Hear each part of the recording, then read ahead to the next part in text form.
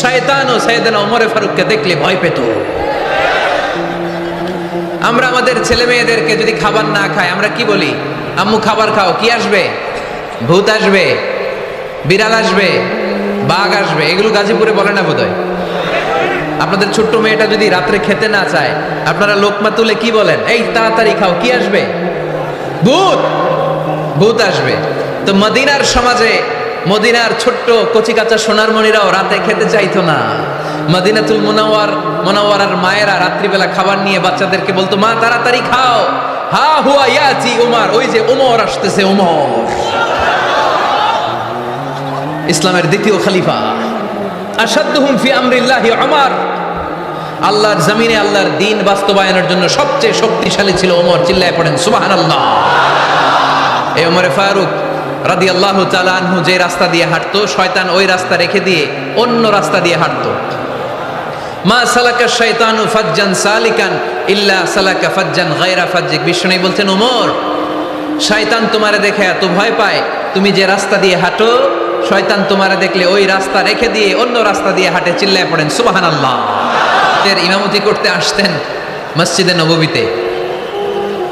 জোহরের নামাজে ইমামতি করলেন। ইমামতি করে দেখলেন নামাজ শেষ, সবাই বের হয়ে চলে যায়।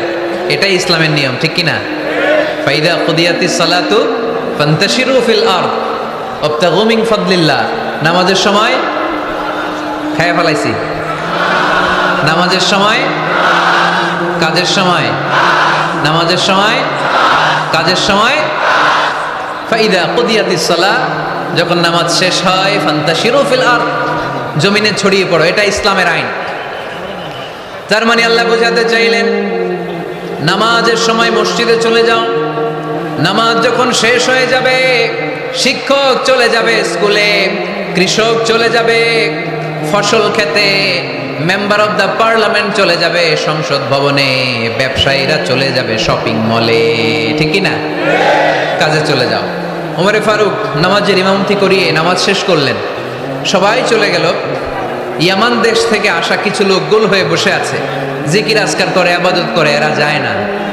এরা কি করে না? যায় না।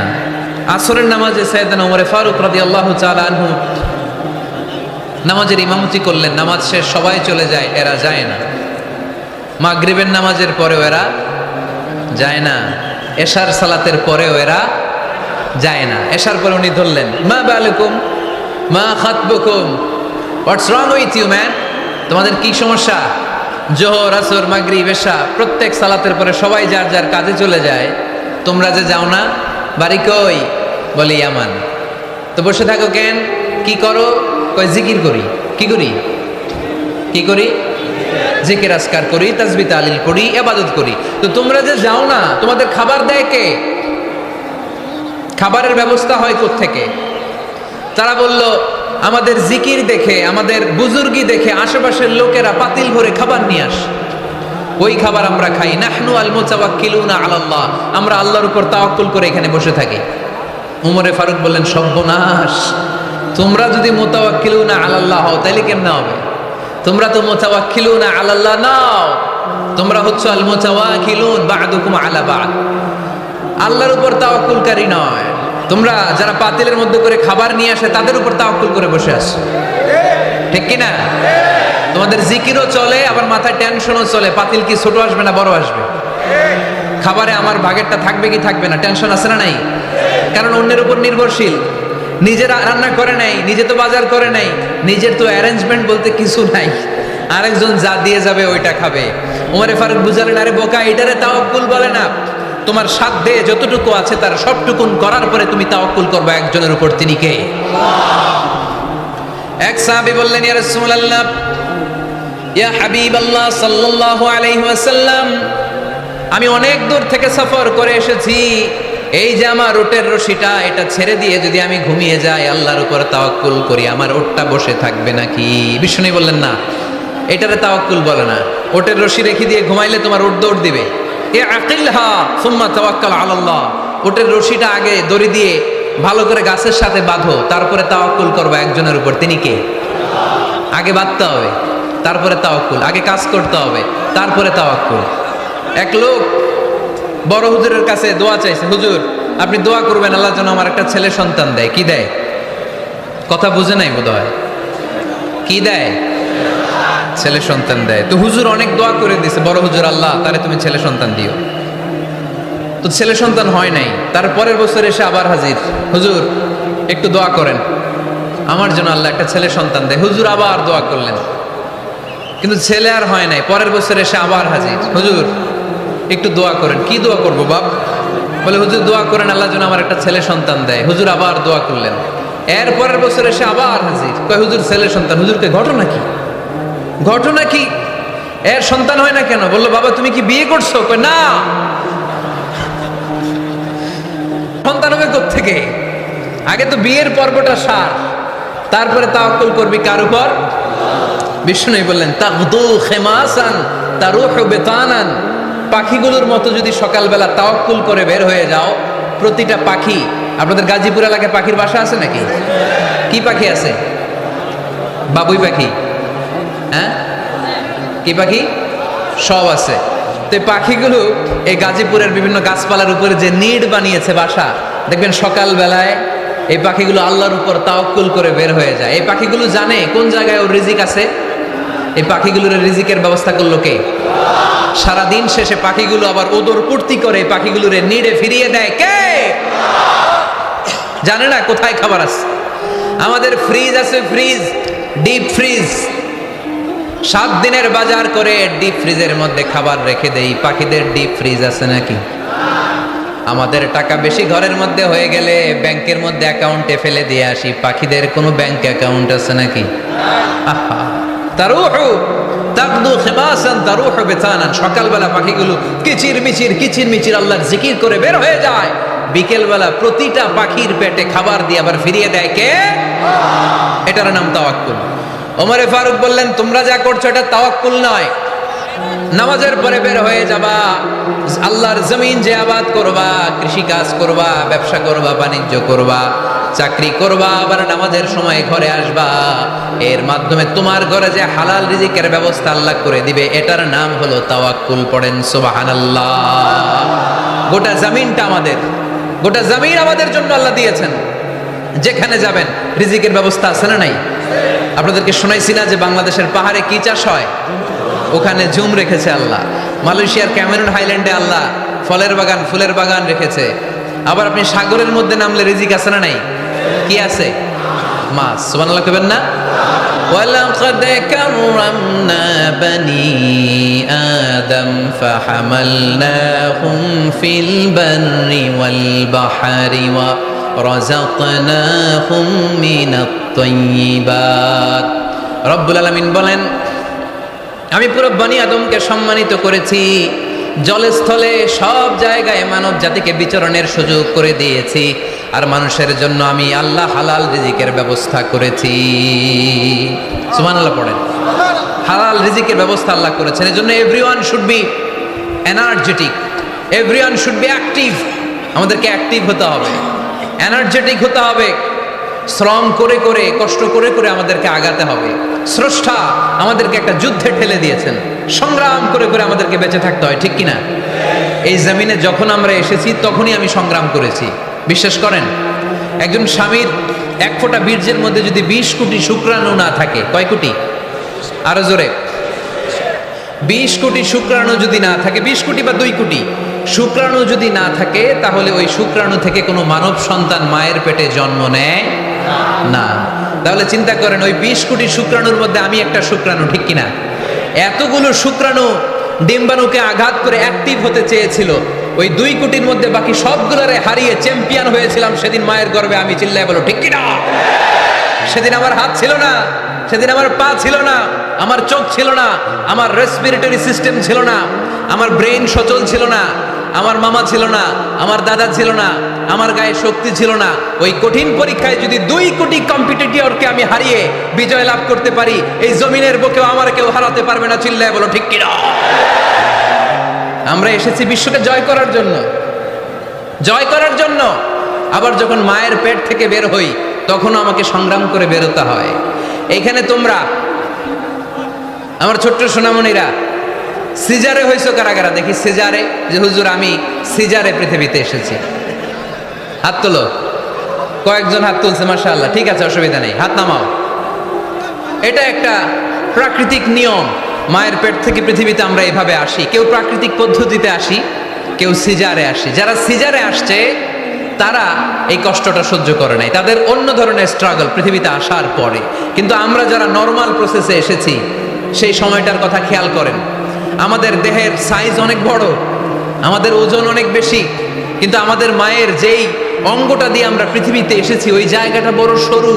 খুব ছোট্ট একটা জায়গা দিয়ে এই বিশাল দেহ নিয়ে আমাকে সংগ্রাম করে আসতে হয়েছে, ঠিক কিনা? এবং এটা ল্যাবরেটরিক্যালি প্রুভড, সায়েন্টিফিক্যালি অ্যাটাস্টেড যে এটা একজন বাচ্চার জন্য, নবজাতক নিউ বর্ন বেবির জন্য খুবই স্বাস্থ্যকর, খুবই হেলদি। কারণ এই ছোট্ট জায়গাটা দিয়ে, মায়ের ওই ছোট্ট অঙ্গ দিয়ে আমরা যে পৃথিবীতে আসি, আমাদেরকে একটা চাপ সহ্য করতে হয়। ওই চাপের কারণে আমার নাকের ভিতরে, কানের ভিতরে যে ধরনের দূষিত গ্লিসারিন আছে, পদার্থ আছে, এগুলো সব বের হয়ে যায়। আর এই প্রচন্ড চাপটা আমাদের দেহটাকে কর্ম সহিষ্ণু হয়ে গড়ে তুলতে সাহায্য করে। কোন সুবহানাল্লাহ। নিয়ে আসেন এখানে, নিয়ে আসেন শেষের দিকে। এফিডেভিট নেই, পরে হবে। তাহলে আপনারা দায়িত্ব নিয়ে এফিডেভিট করবেন, শুধু শাহাদা পড়বে আমার হাতে, ঠিক আছে, ফাইন। সেই দিন আমরা স্ট্রাগল করে পৃথিবীর বুকে এসেছিলাম। যেদিন মায়ের পেট থেকে যুদ্ধ করে আমাকে পৃথিবীতে আসতে হয়েছে, ওই দিন আমার কান ছিল? এখনকার মতো কানের শক্তি ছিল? এখন যে হাতের শক্তি, ওই শক্তি ছিল? ওই কঠিন পরিস্থিতিতে যদি আমি সংগ্রাম করে টিকে থাকতে পারি, বর্তমান সময়ে আমাদেরকে কেউ আটকায় রাখতে পারবে না, পারবে না। ইন্নাকা কাদিহুন ইলা রাব্বিকা কাদাহান ফামুলাকি। আল্লাহ বললেন, ও বনি আদম, তোমাকে কষ্ট করতে করতে আমার কাছে আসতে হবে। আবার আল্লাহ বললেন, লাকাদ খালাকনাল ইনসানা ফি কাবাদ। আমি বনি আদমকে, দুনিয়ার সবগুলো মানুষকে কর্মসহিষ্ণু করে তৈরি করেছি। সুবহানাল্লাহ বলেন। কর্মসহিষ্ণু, আমাদের এক একজন মানুষ যে আমরা কতটা কষ্ট আর ধৈর্য সহ্য করতে পারি আপনি কল্পনাও করতে পারবেন না। নর্মাল প্রসেসে আমাদের মা যেদিন আমাদেরকে ডেলিভারি দিয়েছিলেন, তখন আমাদের মা 57 ইউনিট প্লাস। সুস্থ মানুষ ব্যথা সহ্য করতে পারে 45 ইউনিট। কত ইউনিট? কিন্তু আমাদের মা যেদিন আমাদেরকে দুনিয়ার বুকে এনেছিলেন, সেদিন আমার মা, আপনার মা ব্যথা সহ্য করেছিল 57 ইউনিট প্লাস, 57 ইউনিটেরও বেশি। এই ব্যথাটা সাধারণ কোনো ব্যথা নয়। একটা অ্যাক্সিডেন্টে আপনার দেহের 20টা হাড় বা হাড়টি ভেঙে গেলে যত ব্যথা, তার চেয়েও বেশি ব্যথা আমার মা সহ্য করেছিলেন। আমার মাকে ওই দিন এই ব্যথাগুলো সহ্য করার তৌফিক দিয়েছিলেন কে? তাহলে কি পরিমাণে কষ্ট সহিষ্ণুতা আর কর্ম সহিষ্ণুতা নিয়ে যে আমরা জন্মাই, আমাদের কোনো ধারণাই নাই। এজন্য আমি প্রায় বলি, ছেলে মেয়েদেরকে, সন্তানকে ননির পুতুল করে গড়ে তুলবেন না। ছেলে মেয়েদেরকে কষ্ট সহিষ্ণু করে গড়ে তোলেন। প্রতিকূল পরিবেশে কি করে নিজের অস্তিত্ব জানান দিতে হয়, এমন করে আমরা আমাদের মুসলমান সন্তানদেরকে গড়ে তুলবো। চিল্লায় বলেন ঠিক কিনা? তাহলে আগে দুনিয়া, তবে দুনিয়াকে হৃদয়ে স্থান দেওয়া যাবে না। দুনিয়াকে বশ করে হাতে নিব, কিন্তু হৃদয়ে থাকবে আখেরাত। জোরে বলতে হবে ঠিক কিনা? নিজ হাতে উপার্জিত সম্পদের চেয়ে শ্রেষ্ঠ কোনো সম্পদ আর হতে পারে না। আমার দিনমজুর ভাইয়েরা, কুলি মজুর ভাইয়েরা, রিক্সাওয়ালা ভাইয়েরা, ফ্যাক্টরি ওয়ার্কার যারা, আপনারা আল্লাহর কাছে অনেক সম্মানিত। আপনাদের উপার্জন হালাল। আপনাদের এক পা এমনি জান্নাতে ঢুকে আছে। এখন শুধু এক পা ঢুকাইলে চলবে? পা কয়টা? আরেকটা ঢুকানোর দরকার আছে না নাই? আপনাদের উপার্জন হালাল। আপনারা 5 ওয়াক্ত সালাত পড়বেন, মানুষের হক নষ্ট করবেন না, আব্বা আম্মার দোয়া নিবেন। দ্বিতীয় পাটাও জান্নাতে ঢুকায় দিবে কে? মা আকালা আহাদুন তাআমান কাত্তু খায়রুম মিন আইয়াকুলা মিন আমালি ইয়াদিহি।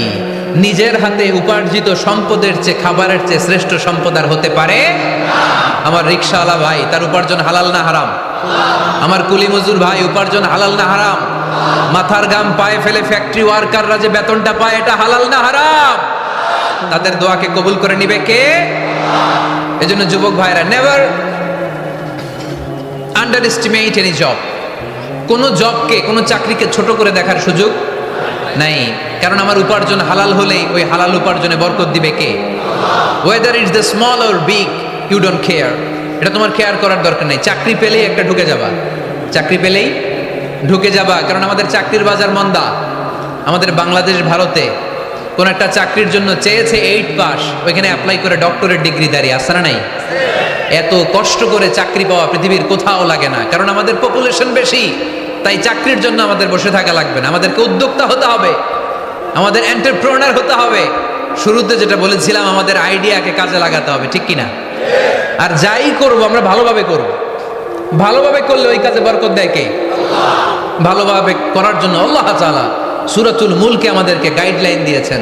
রব্বুল আলামিন বলেন, আল্লাযী খালাকাল মাউতা ওয়াল হায়াতা লিয়াবলুয়াকুম আইয়ুকুম আহসানু আমালা। তিনি এমন সত্তা যিনি তোমাদের তৈরি করেছেন, জীবন আর মৃত্যুকে তৈরি করেছেন এই জিনিসটা পরীক্ষা করবার জন্য, তোমাদের মধ্য থেকে কে ভালোভাবে কাজ করে। সুবহানাল্লাহ। কে বেশি আমল করে, আল্লাহ এটা বলছে, নাকি কে ভালো আমল করে? কথা কি বুঝতেছেন? যদি বেশি আমল করার কথা আল্লাহ বলতো, তাহলে এই আয়াতটা হতো লিয়াবলুয়াকুম আইয়ুকুম আকসারু আমালা। কিন্তু আল্লাহ কি এই আয়াতে আকসারু আমালা বলেছে? আলেম যারা আছেন তারা আমার সাথে সাথে বলেন, আল্লাহ কি আকসারু আমালা বলেছে?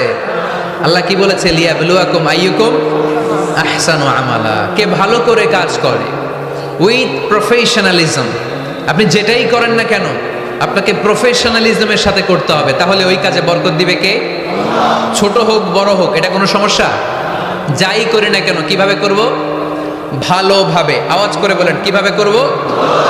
যে কোনো কাজ করো না ভাই, যে কোনো কাজ করো, তা যেন হয় সবার চেয়ে সবচেয়ে সুন্দর। যে কোনো কাজ করো না ভাই, যে কোনো কাজ করো, তা যেন হয় সবার চেয়ে সবচেয়ে সুন্দর। হোক না সেটা পড়া লেখা, রঙের ভাষায় ছবি আঁকা, হোক না সেটা পড়া লেখা, রঙের ভাষায় ছবি আঁকা, হোক না সেটা সামান্য কাজ কিংবা মহত্তর, তা যেন হয় সবার চেয়ে সবচেয়ে সুন্দর। যে কোনো কাজ করো না ভাই, যে কোনো কাজ করো, তা যেন হয় সবার চেয়ে সবচেয়ে সুন্দর। চিৎকার করে বলতে হবে, ঠিক কিনা? যাই করি না কেন সেটা যেন সবচেয়ে সুন্দর হয়। You have to make the best out of you, you have to try your level best. তোমার সাধ্যের যতটুকু আছে তার সবটুকু করতে হবে, বাকি বরকত তার কল্যাণ আমাদেরকে দান করবে কে? বিষ্ণু ঈসা ইসলাম কখনো অলসতাকে উৎসাহিত করেন নাই, ভিক্ষাবৃত্তিকে উৎসাহিত করেন নাই, তিনি পরিশ্রমকে অ্যাপ্রিসিয়েট করেছেন। এক সাহাবী রাদিয়াল্লাহু তাআলা আনহু এসে বললেন, ইয়া রাসূলুল্লাহ, আমাকে কিছু দান করেন, আ'তিনি শাইআন। বিষ্ণু বললেন, তুমি ভিক্ষা করো, তোমার ঘরে কিছু নাই? সাহাবী বললেন, লা ইয়া রাসূলুল্লাহ, কিছু নাই। বিষ্ণু ঈসা ইসলাম আবার প্রশ্ন করলেন, কিছুই নাই? সে বলল, হ্যাঁ আছে। কি আছে?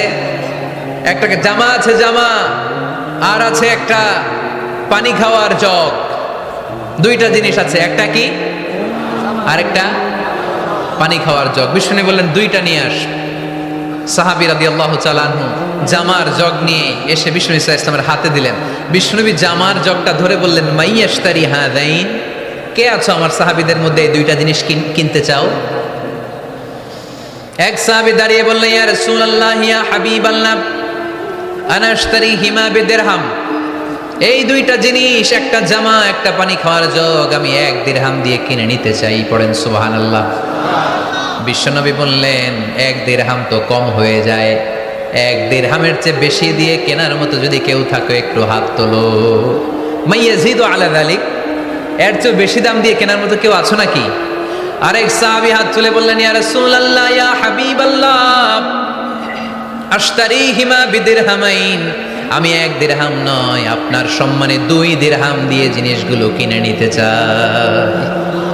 2 দিরহাম। বিষ্ণু বললেন, ওকে ফাইন, ডান, 2 দিরহামে বিক্রি হয়ে যাবে। দিয়ে দেওয়া হলো। 2 দিরহাম নিয়ে বিষ্ণু ঈসা ইসলাম ওই আগন্তুক ভিক্ষুক সাহাবীর হাতে দিয়ে বললেন, যাও, 1 দিরহাম দিয়ে তোমার পরিবার পরিজনদের জন্য খাবার কিনে নিয়ে যাও, আর 1 দিরহাম দিয়ে একটা কুঠার কিনে নিয়ে আসো। কি কিনে নিয়ে আসো? সবাই বলেন।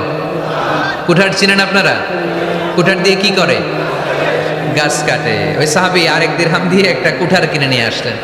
বিশ্বনবী সাল্লাল্লাহু আলাইহি ওয়াসাল্লাম নিজ হাতে ওই কুঠারের একটা হাতল লাগাই দিলেন।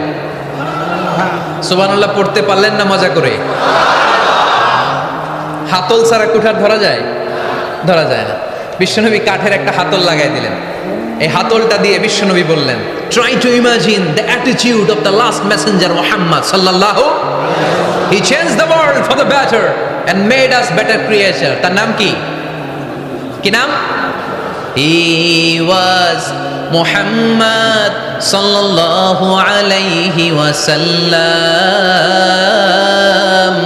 Muhammad, mercy upon mankind, teacher of all mankind, Abul Qasim, Ya Habibi, Ya Muhammad, Ya Shafi'i, Ya Muhammad, Khairu Khalqillahi Muhammad, Ya Mustafa, Ya Imam al-Mursalin, Ya Mustafa, Ya Shafi'al Alamin. পড়েন সবাই। Ya Mustafa, Ya Imam al-Mursalin, Ya Mustafa, Ya Shafi'al Alamin.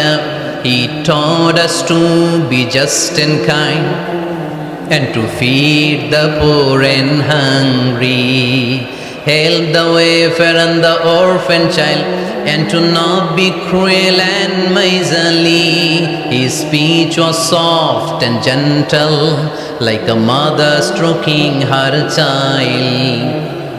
His mercy and compassion were most radiant when his smile was Muhammad sallallahu alayhi wasallam.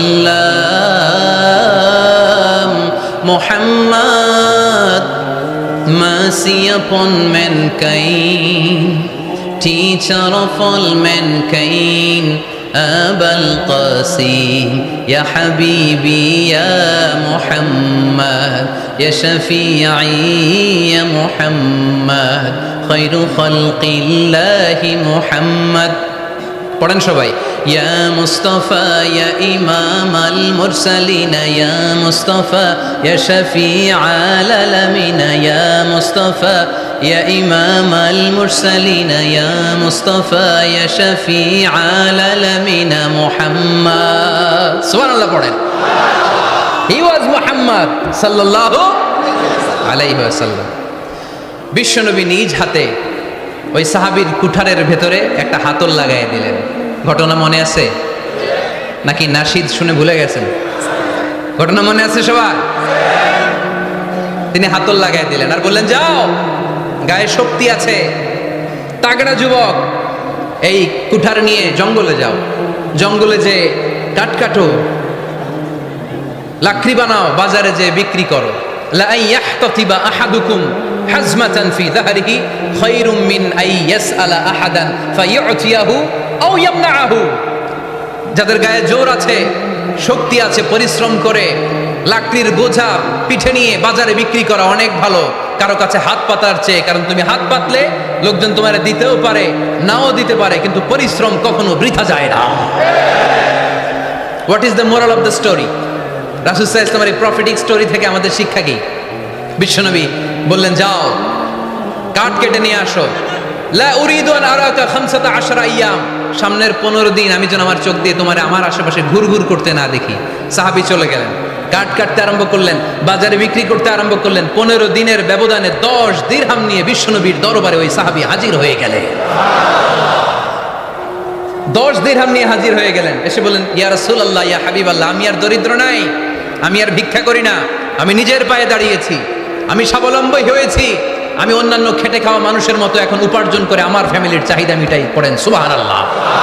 What is the moral of the story? এই prophetic story থেকে আমাদের জন্য শিক্ষা হচ্ছে, বিষ্ণু ঈসা ইসলাম চাইলেই ওই 2 দিরহাম দিয়ে বলতে পারতেন, যাও, এটা দিয়ে খাবার কিনে খাও। দুপুরবেলা খাইতো, রাত্রেবেলায় আবার যাকাতের লাইন ধরতো। কথা কম। তার মানে বিষ্ণু ঈসা ইসলাম কাজের প্রতি উৎসাহিত করেছেন। 2 নম্বর লেসন বা শিক্ষা হচ্ছে, বিশ্বনবী সাল্লাল্লাহু আলাইহি ওয়াসাল্লাম পার্মানেন্ট সলিউশন করে দিয়েছেন, স্থায়ী সমাধান। ঠিক কিনা? আমরা প্রায় যাকাতের শাড়ি দেই, লুঙ্গি দেই, আছে না নাই? আলহামদুলিল্লাহ, আপনাদের গাজীপুরে বোধহয় এগুলো নাইটাই, এখানে নাই, আছে। যদি থেকে থাকে এই ট্র্যাডিশন আপনারা বন্ধ করবেন। যাকাতের শাড়ি বলতে কোনো শাড়ি নাই, যাকাতের লুঙ্গি বলতে কোনো লুঙ্গি নাই। কারণ যাকাতের শাড়ি আর যাকাতের লুঙ্গি যদি আপনি বিতরণ করেন আর সামান্য সয়াবিন তেল আর চাল ডাল যদি আপনি প্যাকেট করে দিয়ে দেন, তাহলে 1 মাস পরে আবার যে সে আরেক জায়গায় জাকাতের লাইনে দাঁড় হয়ে যাবে। চিল্লা এখন ঠিক কিনা? এজন্য আপনাকে পার্মানেন্ট সলিউশনের ব্যবস্থা করতে হবে। আমি সব জায়গায় বলি যে প্রতিটি জেলার বিজনেস ম্যাগনেট যারা আছেন তারা সবাই মিলে একটা জাকাত ম্যানেজমেন্ট প্ল্যাটফর্ম গড়ে তুলুন। সেখান থেকে এমনভাবে জাকাত দিন যাতে মানুষ স্বাবলম্বী হতে পারে। স্বাবলম্বী বানানোর জন্য, দারিদ্র বিমোচনের জন্য জাকাত এসেছে, জাকাতের শাড়ি লুঙ্গি বিতরণের জন্য নয়। আর জাকাতের শাড়ি এত পাতলা, মশারি কি পাতলা, এর চেয়েও পাতলা। দেখছেন কখনো? এটারে একবার ধোয়ার পরে দ্বিতীয়বার পরা যায় না। একবার ধোয়ার পরে শাড়ির দিকে তাকাইলে শাড়ি আমনের দিকে বেশকি মেরা থাকবে। কথা বলেন ঠিক কিনা? এইভাবে শাড়ি লুঙ্গি দেয়া যাবে? এভাবে তো শাড়ি লুঙ্গি বিতরণ করলে যারা লাইন ধরে জাকাত নিতে আসলো এই আল্লাহর বান্দাদেরকে অপমান করা হয়।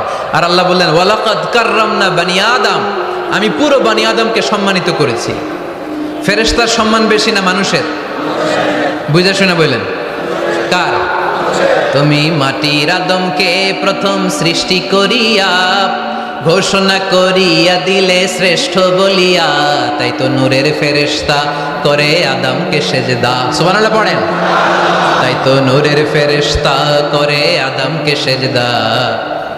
সবার চেয়ে সম্মান দিলে মাটির আদমকে।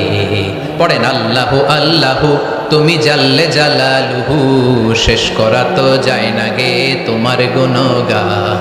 আল্লাহু আল্লাহু সুবহানাল্লাহ পড়েন। আহা, মানুষের মর্যাদা সবচাইতে বেশি। এজন্য জাকাত যারা নিতে আসে তাদেরকে অপমান করা যাবে না। এর কারণ জাকাত দিয়ে আপনি কোনো করুণা করেননি, বরং ওরা জাকাত নিয়ে আপনাকে এই ফরজ ইবাদত করার সুযোগ করে দিয়ে আপনার প্রতি করুণা করে গিয়েছে। আওয়াজ করে বলেন ঠিক কি না? অনেকে মনে করে আমি জাকাত দিয়ে আমি মনে হয় দয়া করছি, আমি মনে হয় করুণা করছি। আচ্ছা, যারা গরিব ওরা যদি জাকাত না নেয় ওর সমস্যা আছে? নিমুনা জাকাত। কিন্তু আমি যদি বলি দিমুনা, আমার খবর আছে না নাই? আমার জন্য দেয়া ফরজ, ওর জন্য নেয়া ফরজ না। তাই আমি দিয়ে করুণা করিনি, ও আমার কাছ থেকে জাকাত দিয়ে জাহান্নামের আগুন থেকে আমাকে বাঁচিয়ে ও আমাকে দয়া দেখিয়েছে।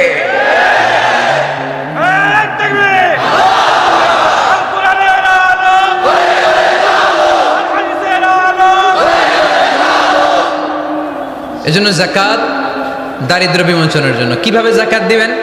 আপনি জাকাতের টাকা দিয়ে খেয়াল করবেন, একটু ক্রস চেক করে নিতে হবে, ডবল চেক করে নিতে হবে। যেই ফ্যামিলিতে জাকাত দিবেন কর্মক্ষম উপার্জনের মতো করতে পারে এরকম ছেলে আছে কিনা, থাকলে ওর একটা অটো রিক্সা কিনে দেন, সিএনজি কিনে দেন। ওই সিএনজি চালিয়ে ওর ফ্যামিলিটা দিব্যি চলে যাবে, ঠিক কিনা? ওর একটা অস্ট্রেলিয়ান গাভী কিনে দেন, ওই গাভীর দুধ বিক্রি করে ফ্যামিলিটা স্বাবলম্বী হয়ে যাবে, ঠিক কিনা? লক্ষ্মীপুরে আমি ওয়াজ করলাম, বললো হুজুর আমরা এইভাবে একটা জাকাত ম্যানেজমেন্ট প্ল্যাটফর্ম গড়ে তুলেছি।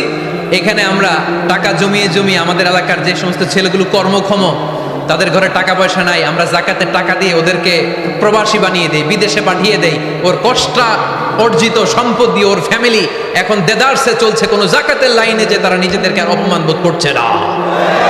এইভাবে জাকাত দিতে হবে। দিলটার একটু খোলেন, হাতটার একটু খোলেন, তাহলে হৃদয়টারে খুলে দিবে কে? দে জাকাত, দে জাকাত তোরা দে রে জাকাত, দে জাকাত, দে জাকাত তোরা দে রে জাকাত। তোর দিল খুলবে পরে, আগে খুলু খাত। দে জাকাত, দে জাকাত তোরা দে রে জাকাত। পড়ে না আমিন? এই জাকাতের মাধ্যমে আমরা আমাদের বাংলাদেশকে স্বাবলম্বী করতে চাই। রাজি আছেন সবাই? সংঘবদ্ধ প্রচেষ্টায় জাকাত আদায় করতে রাজি আছেন?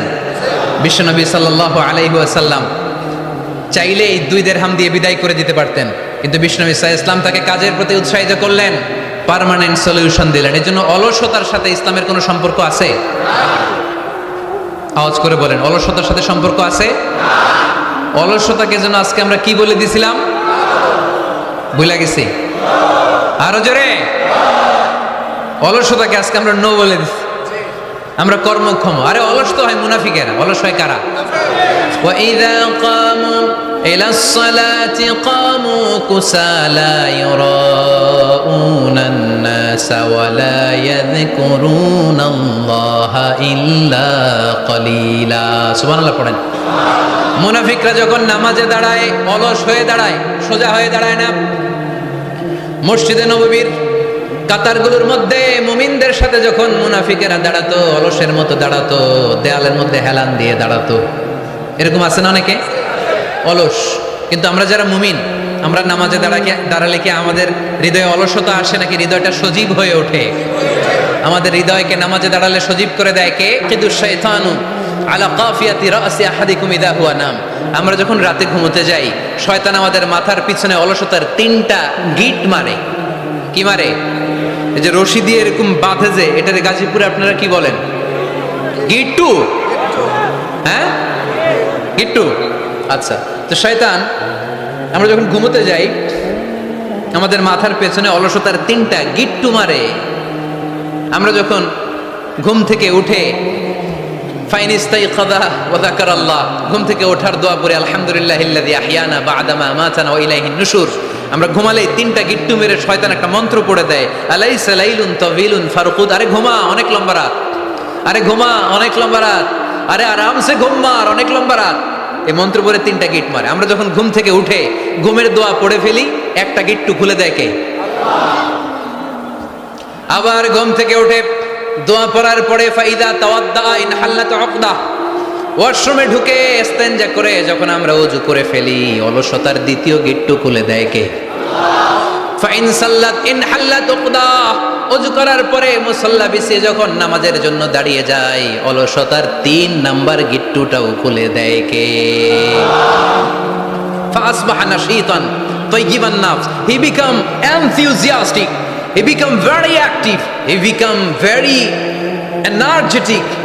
বিষ্ণু ঈসা ইসলাম বললেন তখন সে এনার্জেটিক হয়ে ওঠে, অ্যাক্টিভ হয়ে ওঠে, সজীব হয়ে ওঠে। তাহলে সালাত আমাদেরকে অলস বানায় না, সালাতে আমরা সজীব হই। সালাতে অলস হয় যারা মুনাফিক, তারা। চিল্লায় বলেন ঠিক কি না?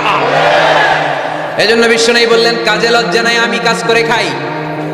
মা বাসাল্লাহু নাবিয়ান ইল্লা রাআল গানাম, বুখারীর বর্ণনায় বিশ্বনবী বললেন পৃথিবীর বুকে এমন কোন নবী নাই যেই নবীকে দিয়ে আল্লাহ ছাগল চড়ায় নাই। সুবহানাল্লাহ পড়েন।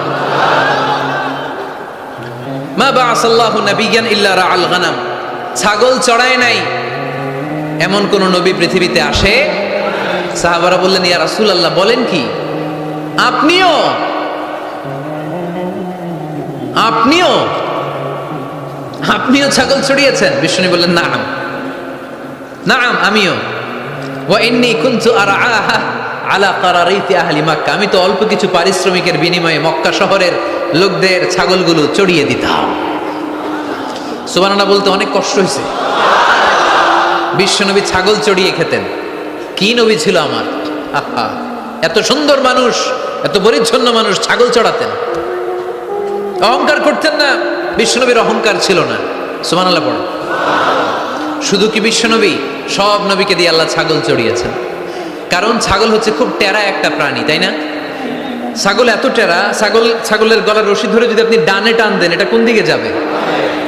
বায়ে টান দিলে, সামনে টানলে, পিছনে টানলে পারা যায় কিছু?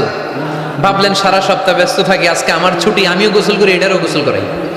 রশি ধরে আপনি পুকুরে নামাবেন, এটা ওর বাপের কিরা এমনি দাঁড়াবে, ঠিক কিনা? ওরে টেনে নামানো যায় না। এর কারণ ওর নাম কি? কথা কয় না। এজন্য আমরা বলি পাগলে কিনা কয়, ছাগলে কিনা খায়। ও বুঝে না তো, ওর ভালো চাইলে ও বুঝতে চায় না। আল্লাহ বুঝাতে চাইলেন নবীরা ছাগল চড়াও, সবচেয়ে টেরা প্রাণী। ছাগল চড়ায় তোমাদেরকে ট্রেনিং পিরিয়ড শেষ করছি, কারণ এরপরেও ছাগলের চেয়ে আরেকটা টেরা প্রাণী আছে, মানব জাতি, এদেরকে চড়াইতে হবে। যদিও মানুষ আশরাফুল মাখলুকাত, কিন্তু মানুষের মধ্যে ছাগলের চেয়ে টেরা কিছু আছে না নাই? উলাইকা কাল আনআম বাল হুম আদাল, এরা ছাগল নয়, এগুলো ছাগলের চেয়ে নিকৃষ্ট। চিল্লায় বলেন ঠিক কি না?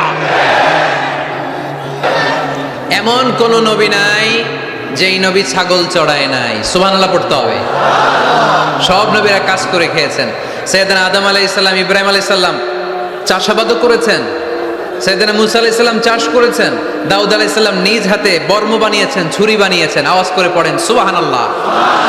তাহলে কাজে কোনো লজ্জা আছে? খেটে খাওয়ার জন্য উৎসাহিত করেছে। আমরা বসে বসে খেতে চাই না। কাজে আছো? কার পায়ে দাঁড়াবা? তো এতদিন কার পায়ে দাঁড়াইছো? নিজের পায়ে দাঁড়ানো মানে স্বাবলম্বী হওয়া। কি হওয়া?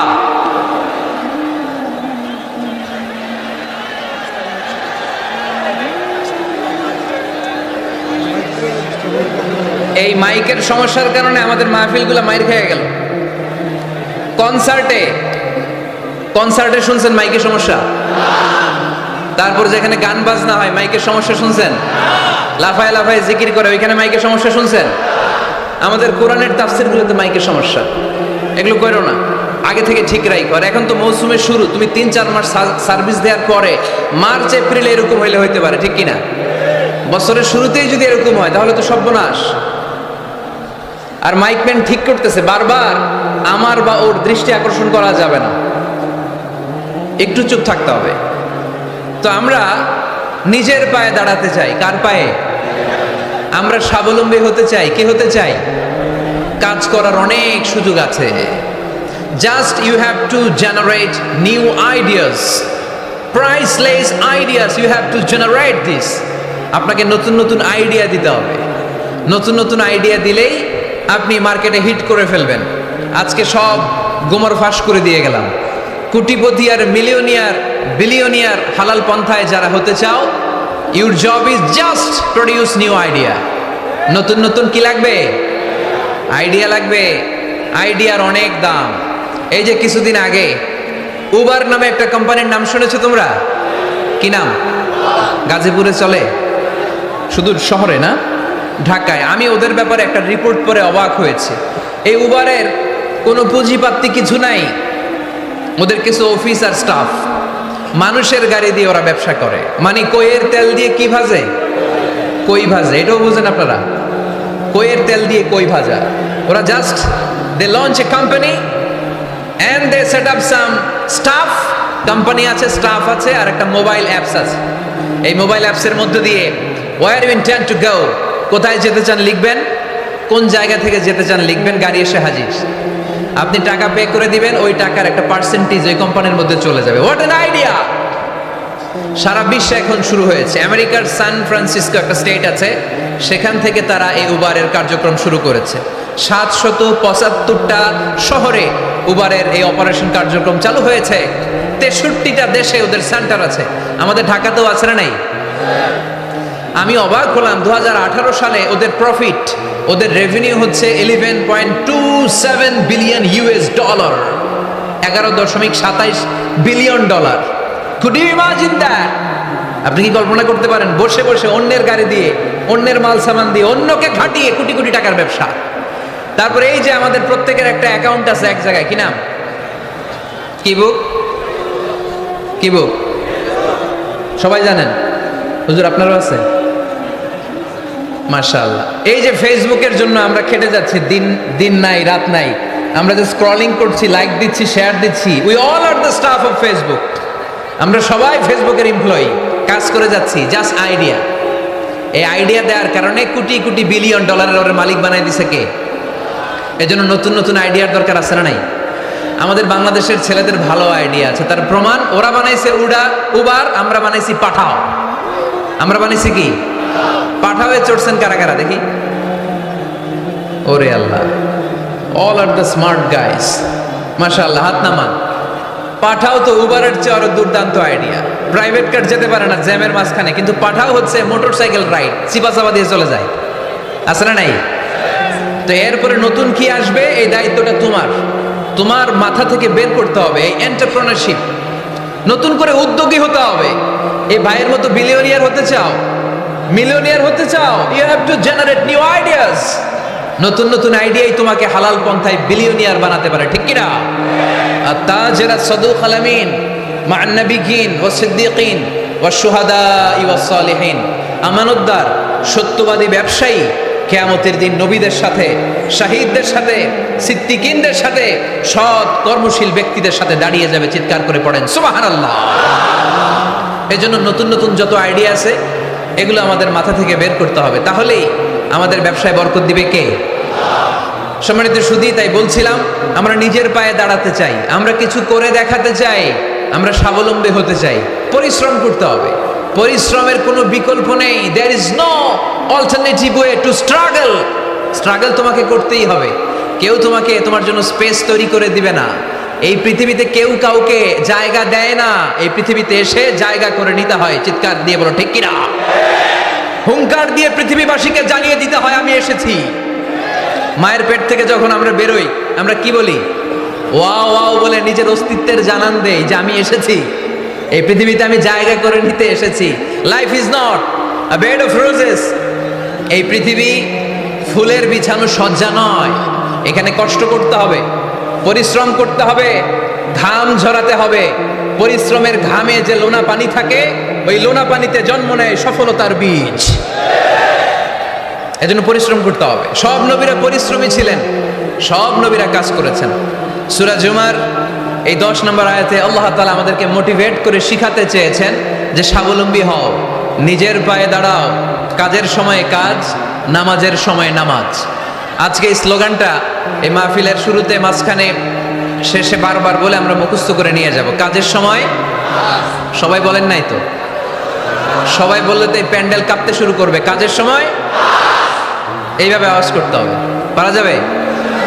নামাজের সময়, কাজের সময়, নামাজের সময়, সিনেমা দেখার সময়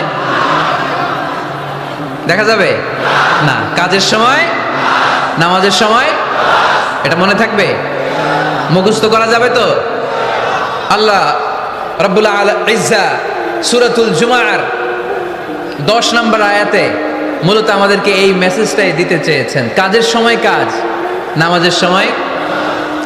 فَإِذَا قُضِيَتِ الصَّلَاةُ فَانتَشِرُوا فِي الْأَرْضِ وَابْتَغُوا مِنْ فَضْلِ اللَّهِ وَاذْكُرُوا اللَّهَ كَثِيرًا لَعَلَّكُمْ تُفْلِحُونَ। সুবহানাল্লাহ পড়েন।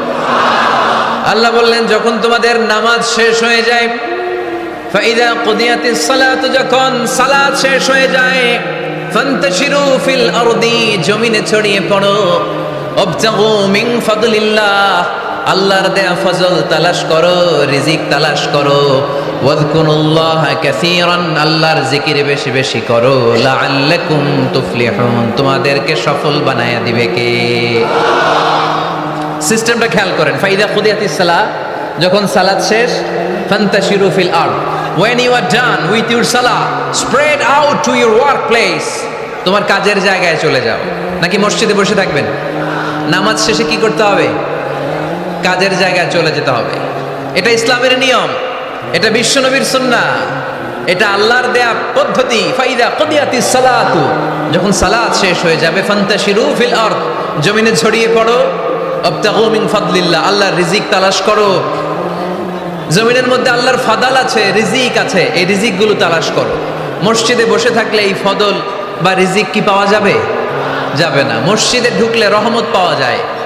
গাজীপুরের ভাইয়ের আওয়াজ তুলে বলেন, মসজিদে ঢুকলে কি পাওয়া যায়? এজন্য মসজিদে যখন আমরা ঢুকি, কোন পা দিয়ে ঢুকি?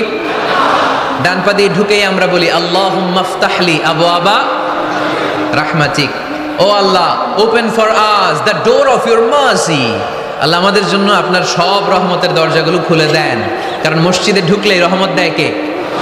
আর মসজিদ থেকে যখন বের হই তখন রহমত নয়, তখন পাওয়া যায় ফদল। যে ফদলের কথা আল্লাহ ইয়াতে বললেন, ওয়াবতাগু মিন ফাদলিল্লাহ, এই ফদল মানে হচ্ছে রিজিক। তাই মসজিদ থেকে যখন বেরোই, কোন পা দিয়ে বেরোই? আর কি দোয়া পড়ি?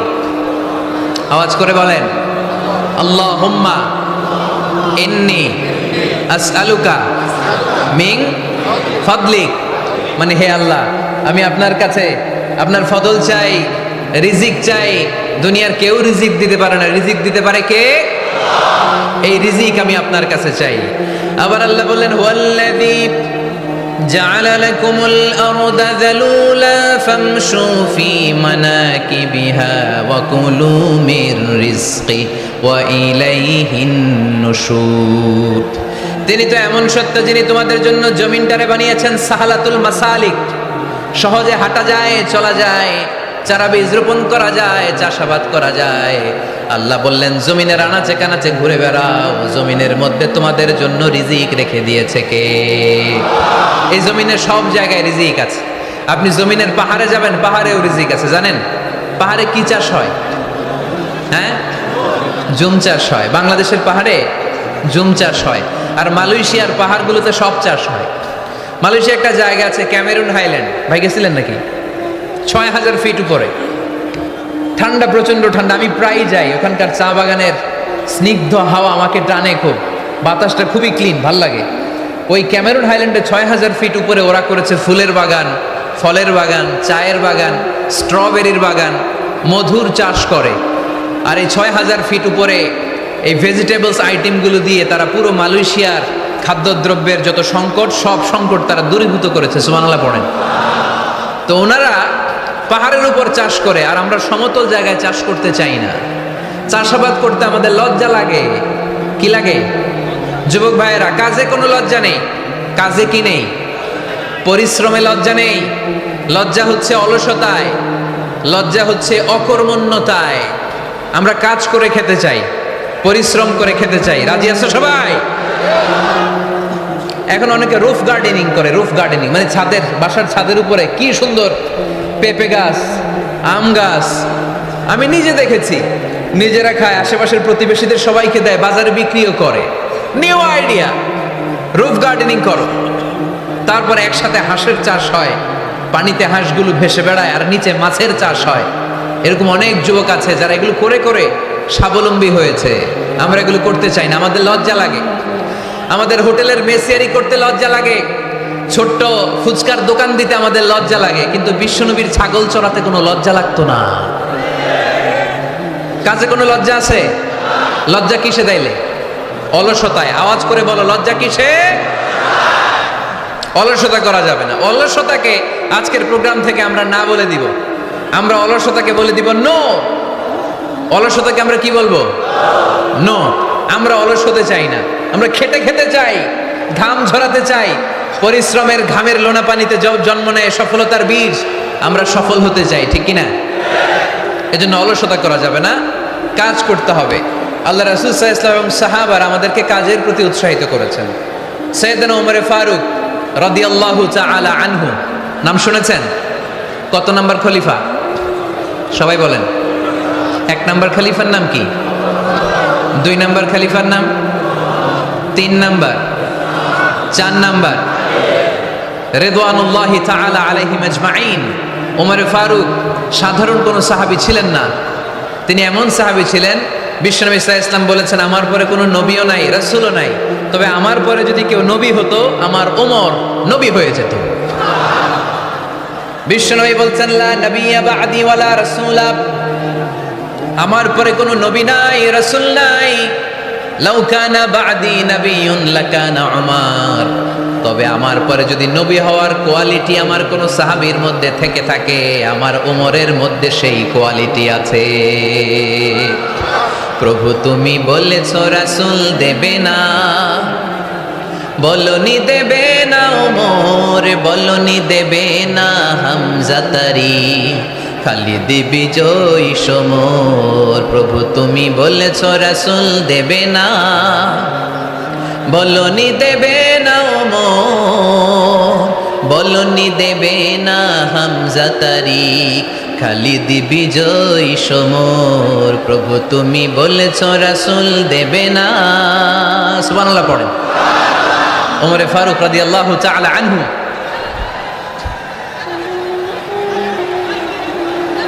ভাইজান, দোয়া করে দিই, কষ্ট হচ্ছে অনেক। শেষ করে দিব, আলোচনা শেষ করে দিব। আর কয়েক মিনিট শুনবেন? শুনবেন? শুনবেন তো বারবার এরকম আওয়াজ করলে কি শোনা যাবে? এই ছেলেরা, এই অডিও শোনো না তোমরা? অডিও, অডিওতে চেহারা দেখা যায় নাকি? বসো, তোমরা অডিও শুনবে, এরা ভিডিও দেখবে। বসো, আওয়াজ নাই। আমি শুরুতেই বলেছি কানগুলো খরগোশের মতো খাড়া করে শোনো। অডিও রেকর্ডের মধ্যে কি চেহারা দেখা যায়? এখানে যারা দেখতে পান ওই দিকে তাকা, ওই যে ওখানে প্রজেক্টর আছে, আওয়াজ করা যাবে। আলোচনার মাঝখানে বক্তাকে এত ডিস্টার্ব করলে বক্তা তার আলোচনার ফ্লো হারিয়ে ফেলে। সে কি বলছিল এটা সে ভুলে যায়। সে মাথার মধ্যে কি কি পয়েন্টস, কি কি মেসেজগুলো শেয়ার করার জন্য সে আগাচ্ছিল এটা সে ভুলে যায়। এজন্য আর কয়েক মিনিট কথা বলবো, আর কষ্ট দিব না আপনাদেরকে। একটু চুপ থাকবেন। দ্বিতীয় খলিফার নাম কি ছিল? সবাই বলেন, কি নাম? সাইয়েদনা ওমর ফারুক রাদিয়াল্লাহু তাআলা আনহু। উনারে মুনাফিকরা খুব ভয় পেত। কারা? মুনাফিক চিনেন তো? ভিতরে এক বাইরে আরেক, তার নাম? সবাই বলেন, ভিতরে এক বাইরে আরেক, তার নাম মুনাফিক।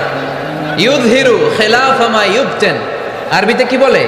ইউযহিরু খিলাফা মা ইউবতেন, প্রকাশ করে একটা, ভিতরে আরেকটা। ভিতরে এক, বাইরে আরেক, তার নাম? সবাই বলেন, ভিতরে এক, বাইরে আরেক, তার নাম? আমরা কি মুনাফিক হতে চাই? এরা যখন যে সুবিধাজনক অবস্থানে থাকে তখন তার সাথে থাকে।